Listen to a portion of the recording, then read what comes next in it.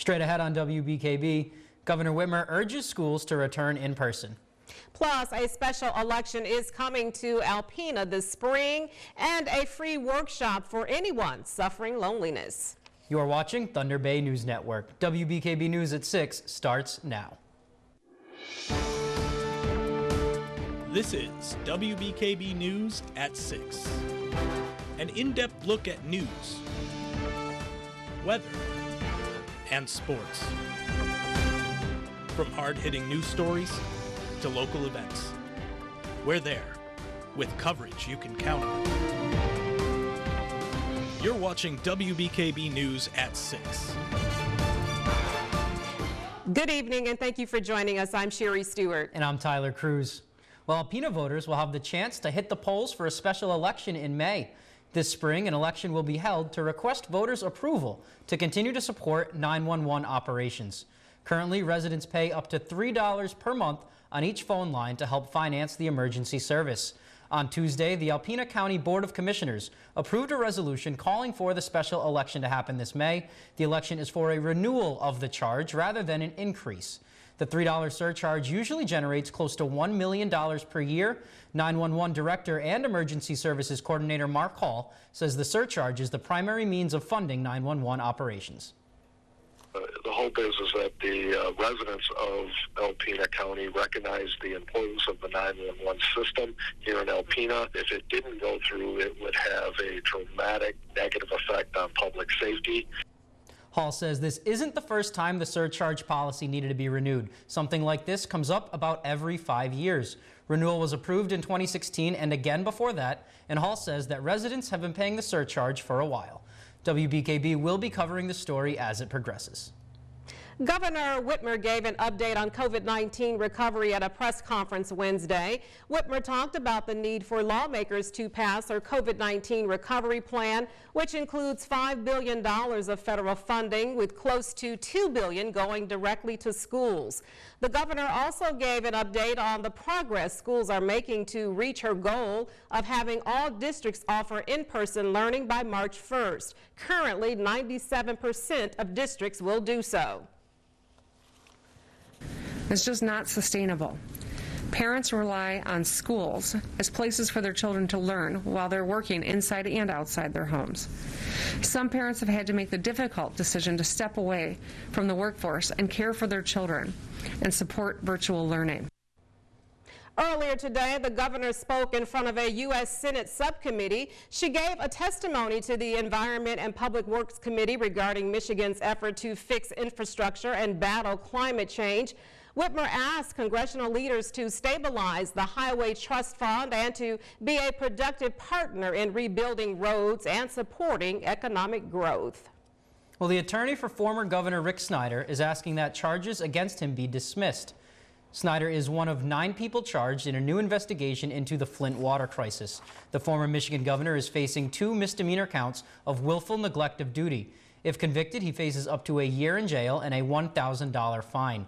His attorney says Snyder worked in Ingham County, not Genesee County, so the indictment returned by a one-man grand jury in Flint should not stand. But the final thing, the government can make it very easy on us. As we said at the arraignment, they can just dismiss and walk over to Lansing and file it like they do thousands of other misdemeanor cases.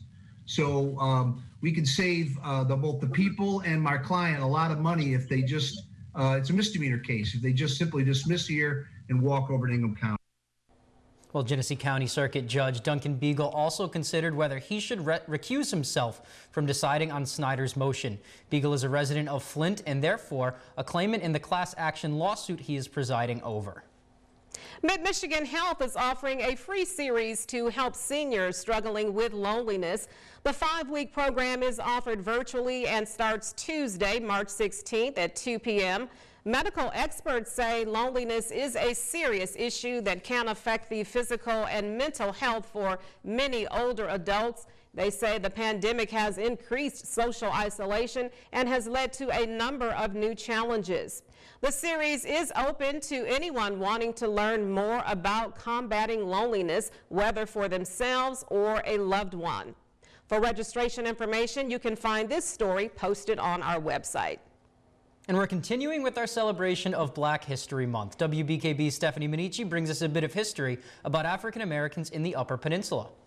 When you think of the Upper Peninsula, places like Mackinac Island probably come to mind. You think fudge, bike riding, horseback, and a hint of nostalgia. What you may not think of is the UP being a safe haven for African Americans during slavery. Museum educator Douglas McCrae says this was the case in the late 1800s.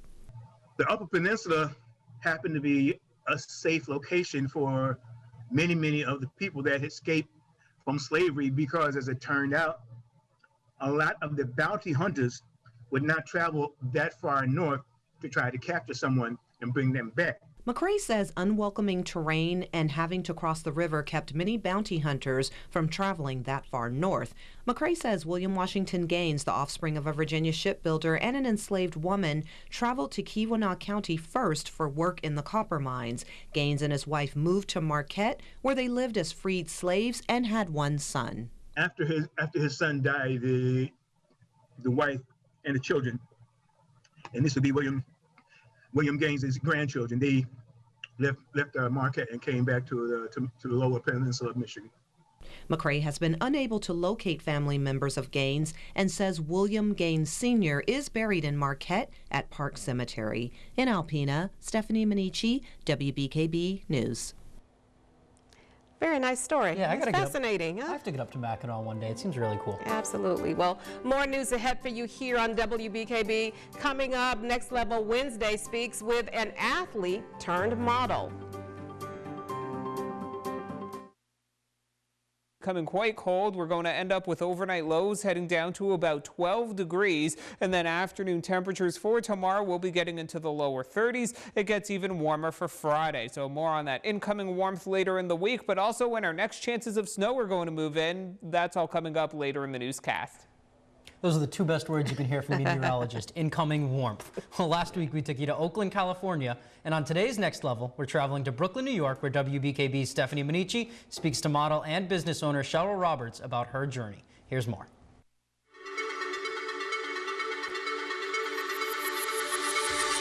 For Cheryl Roberts, modeling was the furthest thing from her mind. In fact, this Fort Worth native was an athlete. Today, I spoke with Cheryl to find out how her transition happened. Take a look. Cheryl, welcome to Next Level, and thank you for being here. Tell me, how did modeling get on your radar? A friend of mine that was in one of my classes sent my photo in to Essence Magazine. They were having a 25th anniversary model search, and she sent my picture in, and they called me. And I was like, what are you talking about? And then from there, I ended up doing their contest, and I didn't win, but I got to come to New York, and a lot of agencies, Elite and all these agencies wanted to sign me, but my mom told me I needed to graduate. So I just went back home and finished school. So you're in school, running track and waiting tables. How did the transition happen for you? A scout came into my restaurant and gave me the card. He was like, oh, I'm with Kim Dawson. You should, to call this agency and go and see them. So I did. I called that agency. I also did a little research and went and saw like all of the biggest agencies in Dallas. And then I signed with one, and that's how I started. And how did you end up in New York? I started modeling in Dallas. I modeled there for a few months, and then I started going back and forth to Chicago because Elite model agency in Chicago signed me. Elite started getting me bookings in New York, so I started coming back and forth to New York, and then eventually just moved to New York and started modeling here. Cheryl, for our viewers here in Alpena, what advice do you have for those wanting to break into the industry? If you have social media, it's literally a snapshot of icicles in front of her window on a gloomy day. Thank you, Stephanie, for sending us this photo. If you have a photo, such as nature shots, pics with friends, or interesting sights you see that you would like to send us, email it along with a short description to news@wbkb11.com. Hopefully it's not long till we stop seeing icicles and start seeing snow through our windows, right? Yeah. Sports is coming up next, but first we're going to send it to Matt Dazinski with a quick preview. Matt, what's up? Thanks, Tyler. Coming up next in sports, I will tell you what the Spartans' latest win against number 5 Illinois does for their tournament chances coming up. Plus, we will have a preview as Whittemore Prescott is hosting a quad event on this Wednesday night.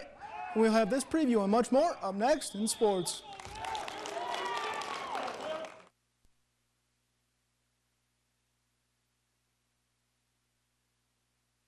Bruce Springsteen and former President Barack Obama team up on Spotify and movie theaters in New York City get the green light to reopen. Danya Bacchus has your eye on entertainment.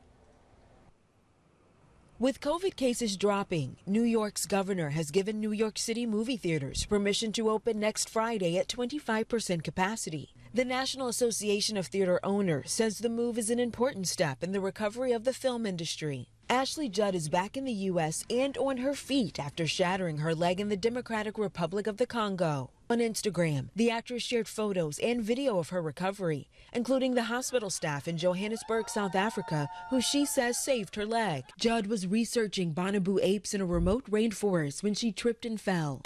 What do you think about lying for the Lord? A new 3-part documentary follows the trail of convicted murderer Mark Hoffman, who forged documents related to the history of the Mormon Church. When his crimes began to unravel in 1985, he made pipe bombs, which killed 2 people. Murder Among the Mormons hits Netflix next week. And Bruce Springsteen is in court today on drunk driving charges. I learned twist and shout. Did your folks say anything? Keep it down. Earlier this week, he and former President Barack Obama launched a new podcast series that includes conversations between the men about their upbringings from Springsteen's studio in New Jersey. I grew up thinking, you know, my father was like ashamed of his family. My father leaves when I'm 2, and I don't meet him until I'm 10 years old when he comes to visit for a month. Renegades, Born in the USA is streaming on Spotify. That's your eye on entertainment. Danya Bacchus, CBS News, Los Angeles. Well, that looks interesting. Very. Yeah. Well, that's all we have for you this evening. You can read more about our broadcast stories and get the scoop on other news items online. Just visit WBKB11.com for sports, weather, and news updates anytime, day or night. And check us out on our Facebook page and Twitter handle at WBKB11. And be sure to catch us back here tonight at 11 with Stephanie Manici. Have a great evening.